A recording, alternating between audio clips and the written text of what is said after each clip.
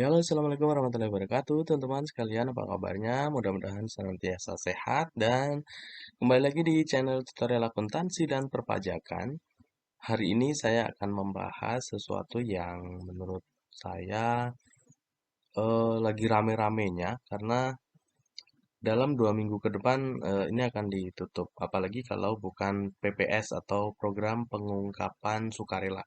Banyak sekali mention atau pertanyaan-pertanyaan yang muncul terkait dengan PPS ini. Salah satunya misalnya ada teman-teman yang bertanya, "Bang, ini saya tiba-tiba dapat surat untuk diminta untuk ikut PPS, ada harta yang belum dilaporkan, kemudian bahkan ada yang menginformasikan bahwa tiba-tiba dibikinin NPWP secara sepihak dan ada harta yang belum terlapor sehingga saya harus bayar dengan tarif sekian yang nilainya luar biasa seperti itu kan. Nah, ini memang jadi satu dilema buat kita semua, teman-teman, bahwa ya ini adalah aturan yang sudah dibikin oleh negara dan mau nggak mau aturan atau undang-undang itu mengikat buat kita, walaupun PPS sendiri adalah singkatan dari program pengungkapan sukarela. Artinya, ketika kita tidak mau mengungkapkan harta yang kita miliki seperti itu, maka ya itu jadi hak kita juga. Tetapi jangan salah, di sana ada konsekuensi jika suatu saat terdeteksi bahwa teman-teman sekalian memiliki harta yang belum dilaporkan dalam SPT atau belum mengikuti program PPS ini, maka teman-teman harus membayar lebih tinggi daripada yang sekarang ini. Makanya kembali kembali lagi, pilihan-pilihan itu kita kembalikan ke diri kita masing-masing. Jika kita memang ingin mengungkapkan, ya ungkapkan saja. Jika memang tidak, ya berarti kita harus pastinya siap dengan segala konsekuensi di eh, masa yang akan datang. Karena kita tidak tahu ya, hari ini mungkin aman, besok aman, tahun depan bahkan tidak akan ada pemeriksaan, tetapi tahun-tahun kemudian selanjutnya tidak ada yang bisa menjamin bahwa kita akan terhindar dari semua itu. Artinya ini tidak menakut-nakuti, tetapi memang ini adalah fakta berdasarkan peraturan yang sudah dibuat oleh pemerintah. Jadi sebagai warga negara yang baik ya kita harus melaksanakan perintah dari undang-undang yang telah dibuat seperti itu ya. Baik teman-teman, hari ini saya akan membuat atau cara menghitung berapa sih sebenarnya sejumlah uang yang harus kita bayarkan terkait dengan harta yang akan kita ikutkan di PPS seperti itu ya. Jadi menurut saya, sekali lagi ini menurut saya ya, eh, ada dua hal kenapa kita harus ikut PPS. Yang pertama, harta tersebut belum dilaporkan di SPT tahun 2016 sampai dengan tahun 2020. Kemudian yang kedua adalah kita memiliki harta dan kita tidak memiliki NPWP, tetapi dari sistem yang ada, pihak DJP sudah bekerja sama dengan berbagai pihak, baik dari bank atau lembaga keuangan lainnya atau dari badan-badan lain, dan mereka saling datanya itu istilahnya ngeling ya. Jadi kita transaksi yang kita lakukan berdasarkan NIK atau KTP itu akan terdeteksi oleh pihak pajak. Nah, hari ini saya akan fokus untuk menghitung berapa sih jumlah uang yang harus kita bayar ketika kita dapat surat bahwa ini ada harta yang belum dilaporkan. Seperti itu ya. Ikuti terus videonya, namun sebelumnya saya mohon dukungan demi perkembangan channel ini untuk subscribe, like, share, dan komentarnya. Oke, kita langsung saja. Yang pertama, di dalam PPS kali ini ada dua kebijakan ya teman-teman. Jadi ini PPS ini berlaku dari Januari sampai nanti tanggal 30 Juni. Jadi kita masih ada waktu untuk sekitar 2 minggu ke depan untuk bisa melakukan pelaporan atau mengikuti program PPS ini. Yang pertama, teman-teman bisa lihat di sini ada keterangan, ada pesertanya siapa sih. Yang pertama, kebijakan pertama itu adalah WP orang pribadi atau OP dan Badan Peserta Teks Amnesti atau TA. Jadi waktu tahun 2016 itu ada program pengampunan pajak, disebutnya teks amnesti. Jadi kebijakan satu ini untuk WP orang pribadi atau OP dan juga perusahaan yang sudah eh, pernah mengikuti teks amnesti tahun 2016. Nah, kemudian kebijakan kedua adalah WP orang pribadi atau OP. Jadi kita akan fokus di kebijakan kedua. Oke, kemudian basis pengungkapan untuk kebijakan pertama itu adalah harta per 31 Desember 2015 yang belum diungkapkan saat mengikuti teks amnesti. Jadi bisa saja kan waktu kita mengikuti teks amnesti tahun 2016 ternyata ada harta yang belum terungkap. Jadi ketika saat ini kita akan mengikuti maka teman-teman mengikuti kebijakan pertama. Kemudian untuk yang di kebijakan kedua ini, harta perolehan 2016 sampai 2020 yang belum dilaporkan dalam SPT tahunan 2020. Jadi misalnya di tahun 2019 teman-teman ternyata ada harta yang belum diungkap tuh atau lupa ya seperti itu ya mau nggak mau kita harus ikut BPS nih karena untuk pembetulan SPT sendiri itu dianggap tidak menyampaikan seperti itu ya. Nah, tarifnya berapa?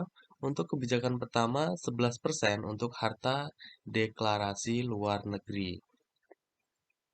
Kemudian yang kedua ada 8% untuk harta luar negeri atau repatriasi harta luar negeri repatriasi dan harta deklarasi dalam negeri. Kemudian yang ketiga, tarifnya adalah 6% untuk harta luar negeri repatriasi dan harta deklarasi dalam negeri yang diinvestasikan dalam SBN atau hilirisasi SDA atau renewable energy. Jadi, kebijakan pertama itu adalah untuk WP atau WP orang pribadi atau badan yang sudah mengikuti, yang pernah mengikuti TA. Jadi ini adalah teks amnesti ya. Jadi ini adalah tarif-tarifnya. Nah, untuk kebijakan kedua sendiri tarifnya adalah 8% untuk harta deklarasi luar negeri. Jadi 18% maksud saya untuk harta deklarasi luar negeri. Ini misalnya nih punya teman-teman punya harta di luar negeri dan hanya diungkapkan dalam PPS, tidak dibawa pulang ke Indonesia seperti itu. Maka tarifnya 18% dan 18% ini adalah tarif tertinggi. Kemudian 14% untuk harta luar negeri repatriasi dan harta deklarasi dalam negeri. 14% ini harta luar negeri repatriasi artinya harta di luar negeri yang kita bawa pulang, kemudian dilaporkan di PPS, dan juga harta deklarasi dalam negeri. Misalnya kita punya harta di dalam negeri ya, tapi kita lupa melaporkan dalam SPT tahun 2016 sampai 2020, maka itu disebut harta deklarasi dalam negeri dengan tarif 14%. Kemudian tarif ketiga 12% untuk harta luar negeri, repatriasi atau harta luar negeri yang dibawa ke Indonesia, kemudian dideklar, kemudian diinvestasikan. Seperti itu. Nah, repatriasi sendiri ini pengertiannya apa sih?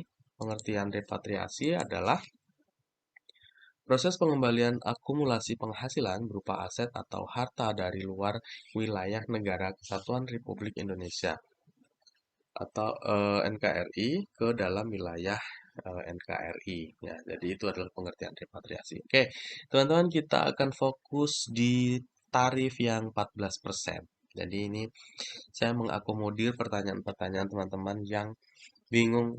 Aduh, ini berapa sih tarifnya atau berapa yang harus saya bayar dengan email atau surat yang saya terima ini. Jadi bikin penasaran ya seperti itu. Jadi kita fokus di harta dalam negeri yang belum dilaporkan di SPT tahun 2016 sampai 2020 dengan tarif 14%. Nah, ini ada contoh. Tuan A memiliki harta yang belum dilaporkan dalam SPT 2020 sebagai berikut. Yang pertama, Tuan A memiliki rumah tahun perolehan 2018, kemudian harga perolehannya 1 miliar. Nah, ternyata rumah ini masih dalam kondisi kredit. Jadi, hutang yang dapat diperhitungkan adalah, jadi kreditnya itu hutang pokoknya masih ada 500 juta di bank per 31 Desember 2020. Jadi, misalnya teman-teman ingin mengikuti eh, PPS, maka harus disandingkan antara, misalnya teman-teman punya rumah, dan rumah itu hasil dari kredit ya, seperti itu. Jadi, teman-teman harus tanya ke bank, hutang saya per 31 Desember berapa? 31 Desember 2020 berapa gitu. Nah, di dalam contoh ini, Tuan A memiliki sisa pokok hutang per 31 Desember 2020 sebesar 500 juta rupiah, sehingga harta bersih yang akan kita laporkan di dalam PPS ini maka adalah harta dikurangi hutang. Sehingga harta yang kita laporkan sebesar 500 juta rupiah, tarifnya 14%. PPh final yang harus dibayar Tuan A adalah 70 juta untuk harta rumah. Kemudian apartemen. Tahun perolehan 2019, harga perolehannya 2 miliar, hutang yang dapat diperhitungkan 1,2 miliar. Jadi sisa pokok hutang atas pembelian apartemen ini per Desember 2020 masih 1,2, sehingga harta bersihnya adalah 800 juta rupiah dikali 14%, maka PPh final yang harus dibayar oleh Tuan A atas apartemen adalah 112 juta rupiah. Nah, kemudian ada mobil tahun perolehan 2017, harganya 600 juta, sisa pokok leasingnya per 31 Desember 2020 ada 500. Jadi harta bersih yang harus dilaporkan 100 juta dikali tarif, dapatlah angka 14 juta rupiah. Motor tahun 2017 ternyata belum dilaporkan juga di SPT, maka harga di sini harga perolehannya 30 juta. Ini tidak ada sisa hutang leasing ya per tahun 2020-nya, bisa jadi beliau beli cash. Kemudian harta bersihnya 30. Jadi ini sesuai harga perolehan ya, bukan harga pasar nanti dihitungnya. Kemudian dikali 14%, sehingga PPh final yang harus dibayar Tuan A atas motor yang belum dilaporkan adalah 4.200.000 rupiah. Sehingga total pajak yang harus dibayar Tuan A dari 4 harta yang belum dilaporkan di SPT tahun 2016 sampai 2020 yang terdiri dari rumah, apartemen, mobil, motor adalah sebesar 200 juta 200.000 rupiah. Jadi itu tadi adalah cara menghitung untuk pajak yang harus dibayar jika kita akan mengikuti PPS. Jadi kembali lagi, teman-teman bisa mengikuti PPS atau tidak karena namanya juga pengungkapan sukarela gitu ya. Program pengungkapan sukarela. Bisa kita ungkapkan atau bisa juga tidak. Namun ada konsekuensi yang harus ditanggung suatu saat, misalnya ada pemeriksaan, ada temuan, maka teman-teman harus membayar sebesar 200%. Baik, mudah-mudahan ini berguna buat kita semua dan terima kasih. Assalamualaikum warahmatullahi wabarakatuh.